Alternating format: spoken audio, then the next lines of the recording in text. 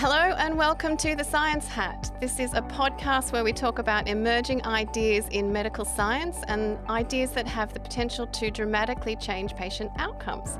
Today I'm here with Dr. Alan Taylor, who's Executive Chairman of Clarity Pharmaceuticals. Alan, you had more than 15 years in investment banking, which was very much focused on the life sciences sector. But before you did that, you actually completed a PhD in medicine at the Garvan Institute of Medical Research. So you are someone who very much wears two hats in your role, one as an investment banking hat and the other hat is as a passionate scientist. So can you just tell us a little bit about your journey and how you ended up at Clarity Pharmaceuticals? And then also, how do you marry those two important hats together in your role? Yeah, sure. That's a good question, and one that I commonly get. And how did I transition from either? And look, fundamentally, I studied science at an early age, went all the way through to PhD, and those skills of understanding science are still what I do today. So we're a science-based organisation, and this is really how we differentiate ourselves, with that understanding of the deep science of our products and the market. But what investment banking gave was how to translate this science from really the benchtop through to commercial opportunities, working with a number of different life sciences over the years, raising capital, looking at strategy. So it was more, how do you implement that process? But day to day, and I'm wearing the science hat today, so I'm dressed as a scientist. Jeans and a t-shirt is the usual outfit. No lab coats. No lab coats, not outside of the lab anyway. So, but day to day, it's really the science that drives us as an organisation. We're always looking at the data, looking at patents and position and strategy and those sorts of things. But really, it's about the data of our products and how we differentiate what we do every day. And that's how come I love it so much, and the team loves it, because fundamentally, we're not looking at just in licensing anything. We've looked at the science and we've built products from the ground up, really to deliver the outcomes that we're looking for in better treating children and adults with cancer. So very much driven by your science hat in many ways. Yes, every day. I know that there are multiple different types of cancer therapeutics out there in the landscape, which is fantastic. And also that radiotherapeutics is one of those new and emerging areas which are attracting a lot of attention and has a lot of great potential. So can you just give us an overview of the landscape for cancer therapeutics, and most importantly, tell us how are radiotherapeutics making a big splash in that landscape? Yeah, sure. When we look at cancer, we still have north of 10 million people who die a year, right? And so behind cardiovascular disease, it's the biggest killer. So we're not perfect yet, and we're far from it, actually. But really, the pillars of therapy for a very, very long time have been the three key areas of surgery, cut it out, external beam radiation, which is basically zapping it from outside the body, inside the body. And the other one is chemotherapy, poison it, right? And so those were somewhat beneficial compared to no treatment at all, but there's a lot of advancement that we could make. But certainly the developments for many, many, many years had failed us until we started to look at the biology of cancer, right? And then we started to get the developments of things like immunotherapy, which is a breakthrough in drugs like Keytruda. That was a massive breakthrough in cancer therapy when we started to understand the disease, and we started to try and treat metastatic disease as well. Because it's very hard outside of some chemotherapy to treat metastatic disease with surgery and external beam radiation, because you can't cut out the whole body and certainly zap it with radiation all around the body from an external beam going into the body. So the new developments that looked at biology were really exciting in the first step. And now, with the development of antibodies and peptides, we've seen this evolution towards targeted therapies. And this is crucial to understand that when it's in the body, it may not be in one site, but broadly distributed around the body, and that we can identify it based on its biology instead of just cutting it out and using blunt instruments like cutting it out or zapping it. And this development has been fantastic, right? So now we fit into that targeted therapy space. And there's two key areas. One is antibody drug conjugates, And it's a complex word, but it's where they use these targeting molecules and a warhead attached to it. It goes and finds the cancer, and it uses a toxin. The toxin is internalized in the cell and kills the cell. And there's been some great developments in that space in recent years with new drugs getting to market. We're exactly the same mechanism. So what we do in radiopharmaceuticals is we have the targeting agent plus a warhead or payload, which is radiation instead of a toxin. So for radiotherapeutics, you can attach to the cancer, but you don't have to be internalized. You can actually kill the cancer still sitting outside of the cancer.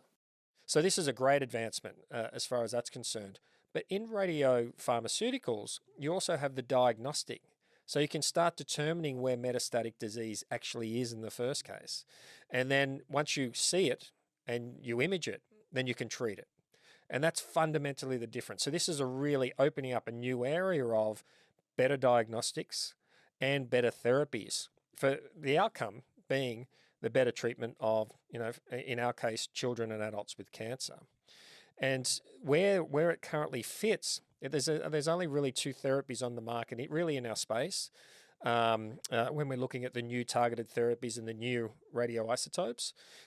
So we have a lot more to do in looking at, not only bettering the treatment in those current diseases and getting new molecules that better treat those diseases, but to go broader and, barely scratching the surface at the moment of the massive oncology area, really start to make inroads into that 10 million people a year is really, really where we want to get to.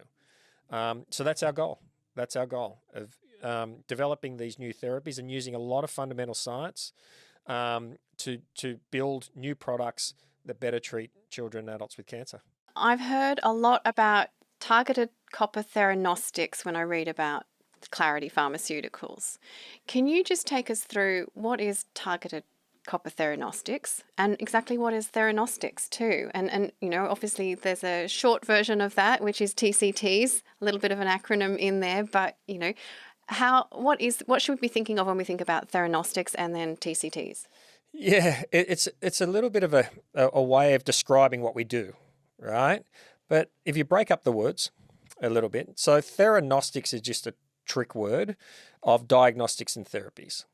So particularly for Clarity, we're a true theranostic company that our single product is both a diagnostic agent when we use copper-64 and a therapy agent when we use copper-67. So it has diagnosis and imaging capabilities as a product, but then it also has therapeutic effects. Great amalgamation there. That's all theranostics is, or diatherapies you could call them, but that's all that is, a trick word of bringing diagnostics and therapies together. Copper is what we're in, right? So we're only into isotopes of copper, and once again, the physical characteristics of copper-64 is ideal for imaging, and copper-67 is ideal for therapy, right? And then we have this word targeted. Now, the new area, the new sector, the new development in cancer is targeted therapies. That means we can target the tumors wherever they are in the body, right? So because we infuse systemically and we have a little agent which binds to the receptor of the cancer. Just the cancer. Just the cancer. And it may have some off-site targeting, but the way you develop a very good therapeutic or diagnostic is that it accumulates more on the cancer than anywhere else and gets cleared through the kidneys. Yep. That's how it works. So targeted, we hit the cancers. Copper, we only use copper-64 and 67. And then we have theranostic because we have both diagnostics, imaging agents, and then therapies. So it makes a lot, when you break it down to that, it's rather simplistic that we're just using target therapies using copper agents. Clarity Pharmaceuticals has always stood out as a little bit distinct as a biotech in the Australian landscape. You've managed to attract a high calibre of talent and people wanting to work at Clarity Pharmaceuticals from multiple disciplines. Can you just take us through what is very different about Clarity Pharmaceuticals and what is motivating and attracting people to come and work at Clarity, and what are you all looking forward to? What's ahead? Yeah, so from Clarity's perspective, we are in a great sector, right? Radiopharmaceuticals is up and coming, and that's where you want to be, right? You want to be on the cutting edge of new therapies and the like, and the changes over the last few years towards more radiopharmaceutical acceptance has been terrific.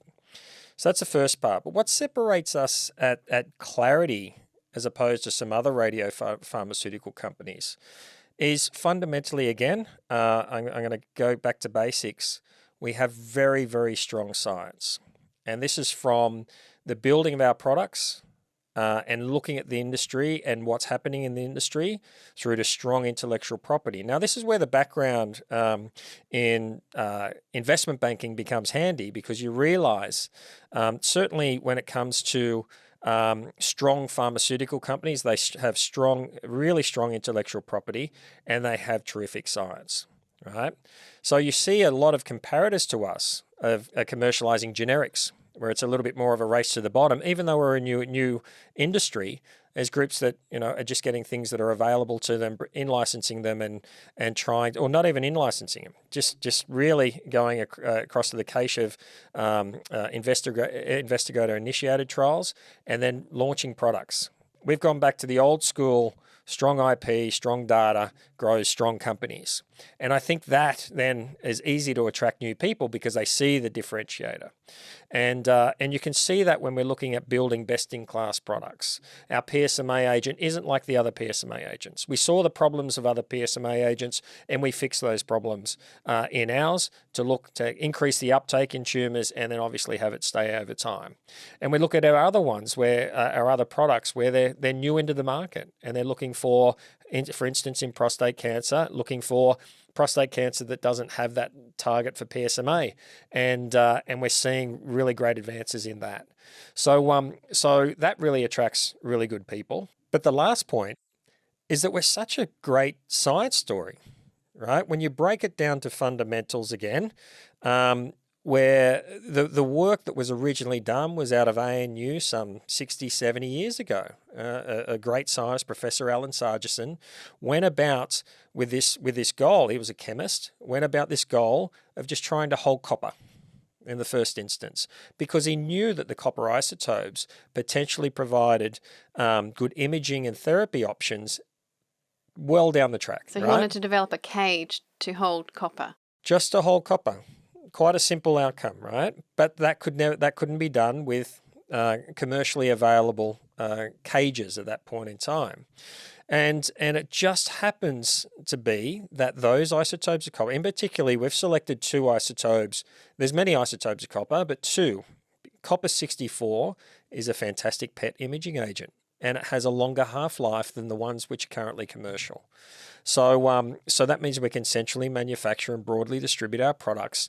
And we also can not just image at 1 hour, we can image at later time points. And we've seen benefits of all of that, right? But then we have copper-67, this perfect pairing of copper isotopes, all built originally around this cage that holds it, but we can use copper-67, which is a fantastic therapy isotope, very similar to lutetium, the competing product, but it has all of these other advantages, including the half-life and how much radiation you lose at any point in time, more related to the biological half-life of the peptides we use. So it's more optimized really for the treatment. So it just went hand in hand. And I must say, that was none of our work. That was all serendipitous. That is nature and copper isotopes. That is a great scientist who saw potentially, future outcomes on that. But it got into the hands of a gentleman called Professor Paul Donnelly, who said, right, this looks, the basic science looks really good. How do we deliver this? How do we scale it up? How do we make it easy to use? And how do we make it bifunctional, that we can actually bind something to that cage and look at targeting cancers directly? And so that's where it was a real evolution of great science based on the natural world around us in copper isotopes. And now copper-67 and copper-64 have much better manufacturing processes. Copper-67 is manufactured on a rototron, which is the size of a cyclotron. It's not very large, and it costs tens of millions to set up a facility instead of billions of dollars to set up a nuclear reactor. The cyclotrons are well-characterized science. We can mass produce those at copper-64 itself and broadly distribute, and then have the benefits of that diagnosis and therapy all in one facility. Really manufacturing process, and then obviously distributing those products to wherever there's a PET camera or wherever there's a patient in need. This is a great evolution of science, and I think that people get to understand that, people in the radiopharmaceutical market can look in and say, wow, look at the quality of the science here. It's fantastic. Look what you're doing here. Look at the recruitment. Look where you're doing your clinical trials at all the major centers in the US and Australia. And when they see that quality of science, as opposed to, as I said, just bringing any rubbish in and trying to sell it, we're not about that. We're about how do we differentiate at the product level, how do we differentiate at the overall scale level, and how then do we deliver solutions for what is the opportunity to grow into a very large radiopharmaceutical space, not just in Australia, not just in the US, but Europe and large populations such as Asia. That's where we see the opportunity for Clarity. Yeah. So you're really using that great science story and taking it further to end think about what are all the challenges along the way that need to be overcome, including in manufacturing and supply chain, as well as making sure with that ultimate aim of getting to the patient. That's exactly right. And so when you look at, and people come in and do some DD, it can all be solved with science. They look at the detail of the science, they get it. It's that easy. And that's why we've been able to attract very good people onto our board and our scientific advisory board, but importantly, in our team. So we have a lot of people within our team with substantial skills and experience in radiopharm, in pharmaceuticals, and that's how we've really been able to achieve what we've achieved to date. 6 products in clinical trials, 7 clinical trials going on at the moment, and building more and more data, but really delivering a solution to those key questions of how do we better treat cancers? How do we better diagnose cancers? And then the key is in radiopharmaceuticals, and we've seen a lot of products fail in delivery of radiopharmaceuticals. We're currently going through that stage, particularly those who rely on nuclear reactors, and there's a nuclear reactor down now that supplies that. We can get away from all of that and have back to basics again, strong intellectual property, great data, but importantly a manufacturing and supply chain that can deliver products at the end of the day. Clarity Pharmaceuticals is very focused on prostate cancer. I know you're looking at multiple cancers, but prostate cancer is really a leading indication that you're very passionate about. How do TCTs have the potential to help with prostate cancer? Prostate has, because it's a cancer, right, and it has all the characteristics of a usual cancer. It forms in the prostate, and then it metastasizes outside of the prostate. For the clinical treatment of it, what usually happens is if you have rising what's termed PSA, prostate-specific antigen, starts rising as a test for a man, and you go in and have a look at your prostate and see if there's any cancers developing there. And if there is, what happens then is surgery is usually the first option, where someone has their prostate removed, right, which is quite a significant surgery, and the basis of it is, and certainly the concept is that it's curative, right? The surgery removal. The surgery. But what we're doing at the moment, we're missing a lot because there's this next stage that's pre-prostatectomy, this next stage called biochemical recurrence, right? It's a funny word developed potentially by clinicians. It's not a scientific word, because it's not biochemical which causes the recurrence. It's actually cell biology where you've got the cancer moving outside of the prostate and it hasn't been found, right, outside of the prostate. Now, the treatment options are different for that, right? It's systemic treatment, right? And then when that gets away, you end up with metastatic castrate-resistant prostate cancer. That's later stage cancer.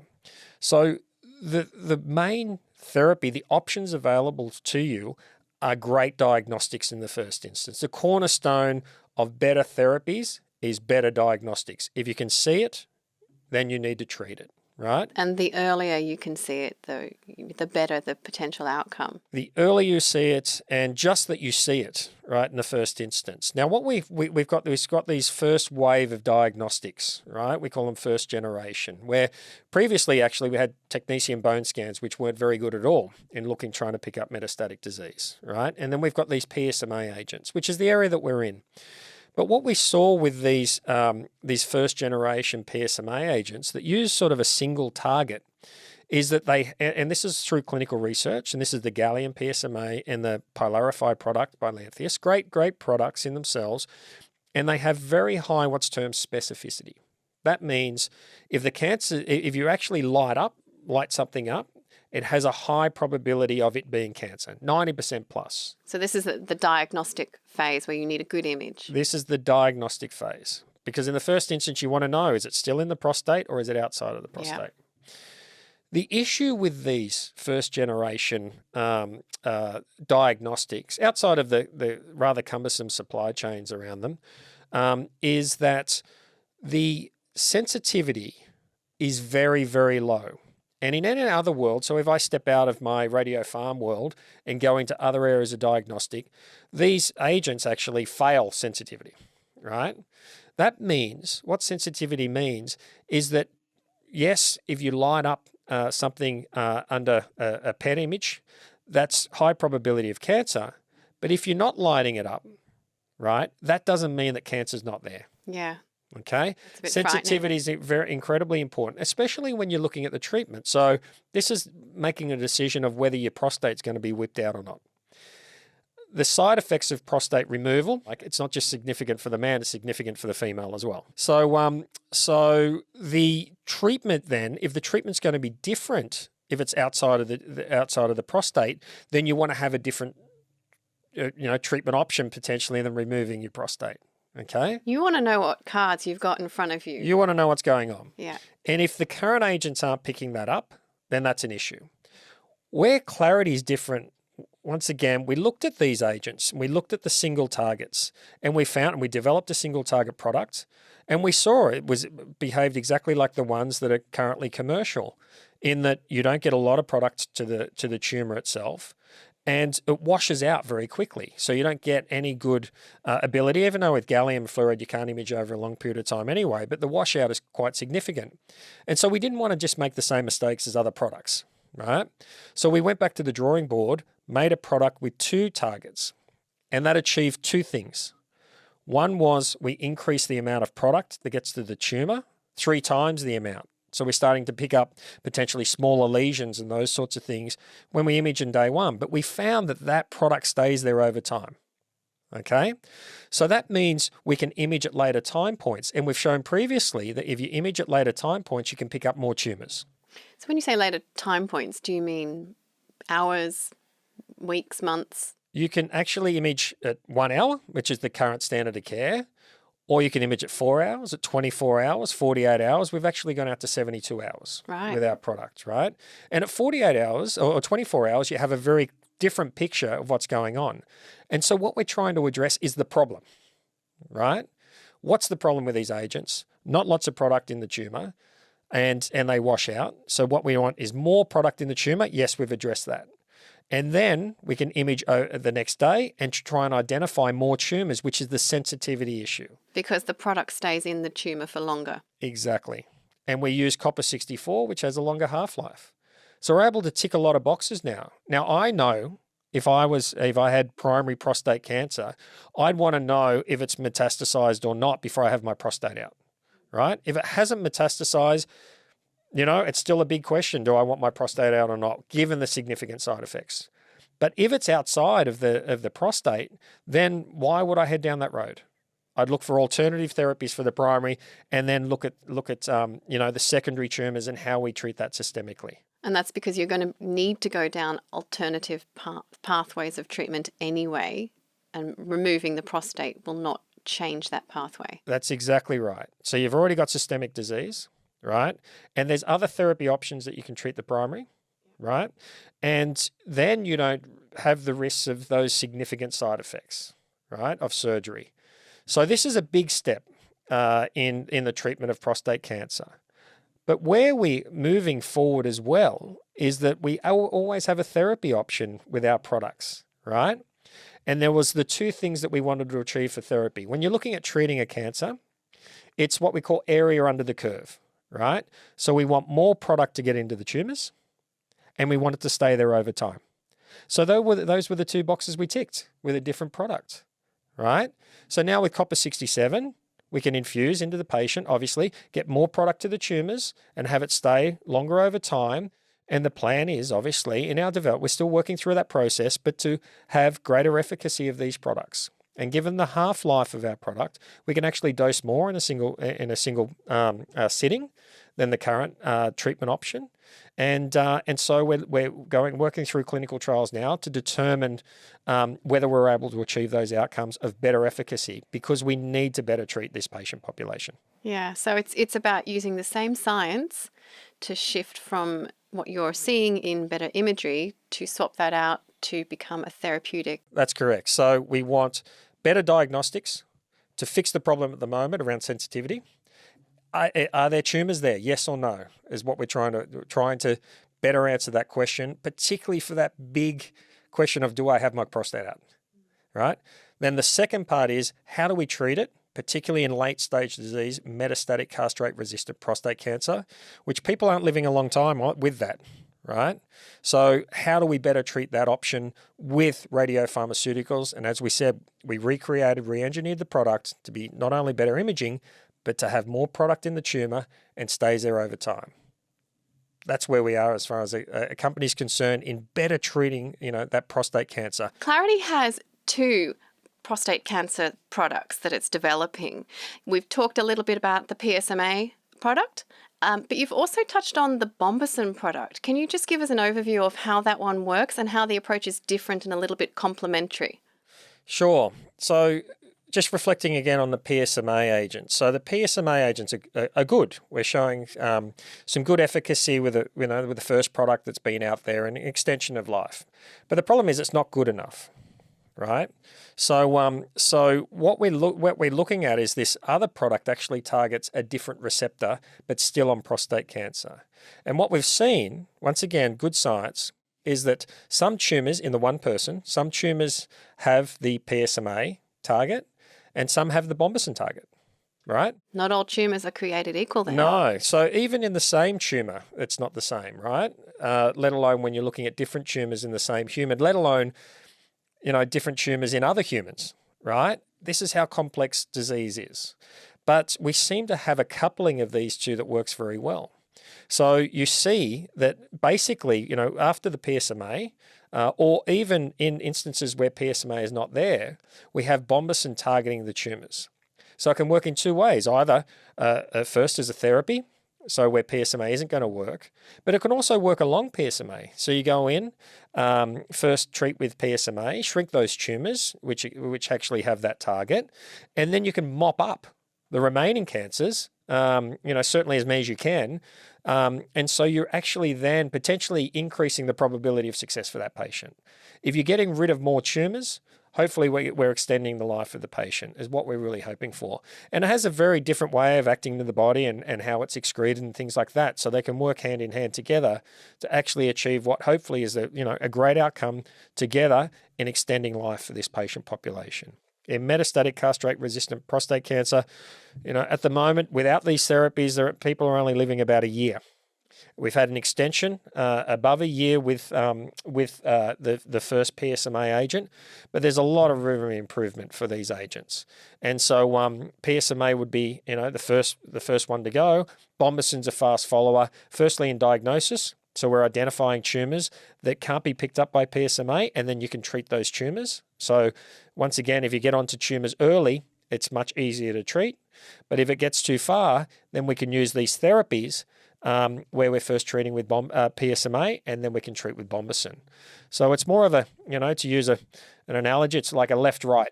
Instead of just punching with the left, we can actually provide more than one therapy to really get rid of these tumours. That's our goal. A lot of the time we're really focused on new ideas and new treatments, but it's not just about new products really, is it? It's a lot of the time it's a lot about thinking about what else is needed in the drug development process to make sure you've got the right pieces of the puzzle in place when you're getting closer to large trials and to patients. So can you just give us an overview of what are all those other aspects and challenges that might be out there in the moment in the radiopharmaceuticals industry, and really what are the opportunities? Radiopharmaceuticals, particularly when we're looking this new area of these current generation of radiopharmaceuticals, are new to the market. right? So there are some teething problems around that. We currently are in a situation where the main product for prostate cancer treatment, Pluvicto, is not being supplied to patients to the demand that's out there, right?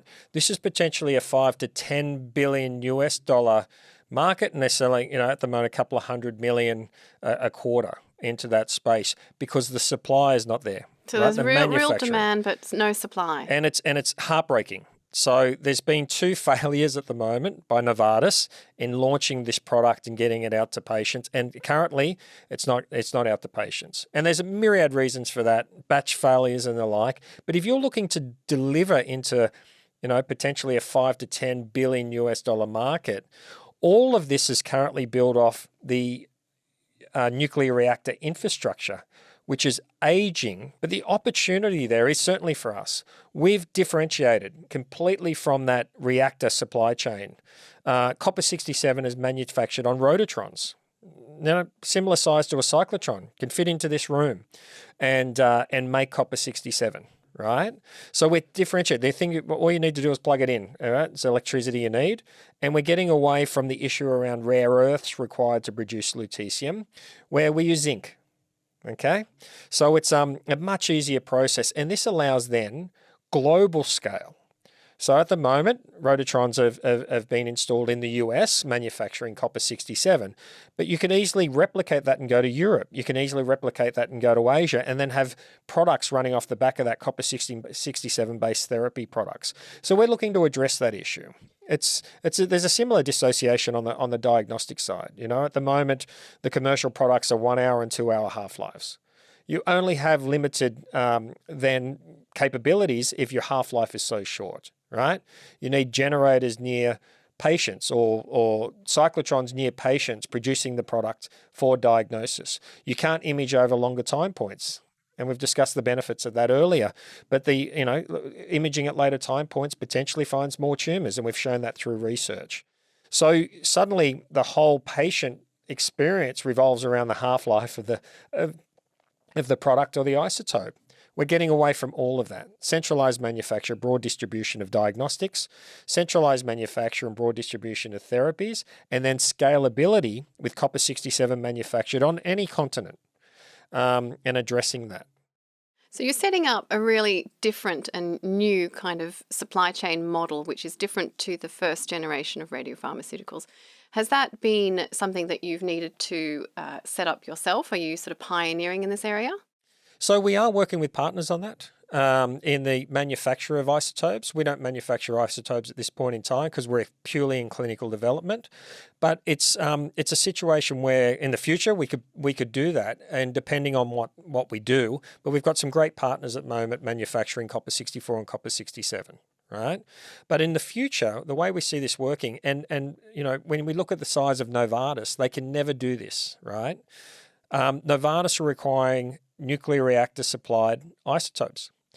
Novartis are never going to own a nuclear reactor, right? No. It's not their game, right? Big purchase. Yes, it is. It is. Where, as opposed to that, it's easy for a pharma company to set up rotatrons and cyclotrons. So in the same facility, you could have rotatrons and cyclotrons manufacturing your products and then broadly distributing, as I said, in the US, and then moving that to Europe, and then moving that to Asia. They're not going to build a reactor in Asia, right? And nobody's going to do that. But we can set up a cyclotron and rotatron facility in Asia, supplying, the Asian countries with much needed therapies that they require. This is something very distinct to Clarity, where you can have the whole supply chain manufacture process and products under one roof. Alan, this has been fantastic chatting and covering a variety of different aspects of radiopharmaceuticals and Clarity. Can you now just quickly tell us what is ahead for you and for the team? Yeah, sure. It is at the moment, and if people have been following our story, it's about momentum, right? Ever since we listed, we made sure we had momentum leading into the IPO and clinical trials, and we've continued that momentum on. We're moving into phase 3 clinical trials in the diagnostic prostate cancer market later this year, and we're going to expand that into potentially 3 phase 3 clinical trials next year diagnostically. Right, that's massive. It is. On the therapy side, we're running 3 therapy trials at the moment. PSMA in prostate cancer, Bombesin in prostate cancer. To do that, You know, the 1-2 again, the let's hit it with PSMA, but where there's not PSMA, let's hit it with Bombesin. And so we're quite excited about that, particularly given we've done some diagnostic work already with Bombesin and looked at that relative to PSMA, and particularly the work we've done recently at St Vincent's Hospital. Then we've got the pediatric trials going on. So we're going up to very high doses. We're not seeing side effects in this patient population. So we know that, you know, certainly we can get to very high and safe levels with these types of therapies. But importantly now we're looking for, you know, the outcome that everyone wants. We want to eradicate the tumours or shrink the tumours, and we want to extend lives of patients. Yeah, really good to look at that in children. That's critical, you know. So they are the two things. Prostate is a predominant focus. We have pediatrics as well. But in that prostate cancer space, the diagnostic side is incredibly important. It's incredibly important pre-prostatectomy, right? So that's where the phase 3 will go on later this year.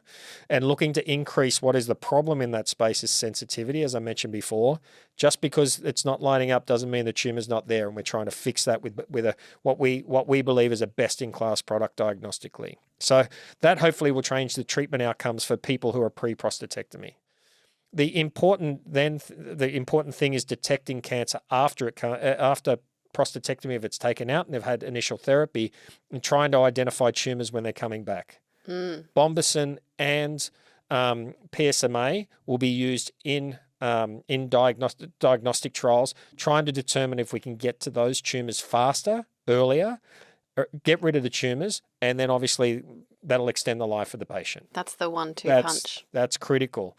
Get in there early, identify those tumours and get them treated. And they might use different treatment options, but at least we're identifying early and giving people hope.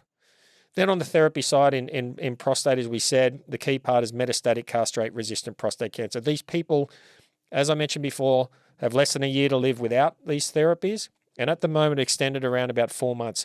We think we can do better. That is our goal, to extend life safely and effectively with the products. PSMA will is currently going through a dose escalation and dose expansion study, and Bombesin will also look to address that market. So for us, it'll be business as usual. But very busy. Sounding really busy and really exciting. It just sounds like you're stepping up a whole other notch of activity in the coming months and year. Yeah, as a radiopharmaceutical company, there's not a lot, of radiopharmaceutical companies having proprietary products in late-stage clinical trials. That's incredibly exciting. And as I said before, the key for us is not just to treat, patients in the major centers in the US, right? It's actually treat all the patients, not just in the US, but in Europe, Asia, Australia as well. And this is where we have that ability to scale with the rototron and cyclotron capabilities and the like to treat all patients that have disease. Yes, that sounds really, really like a fantastic aim, and I really hope that the momentum continues and you continue hitting those goals. So thank you very much, Alan, for your time. Great. Thanks, Catherine.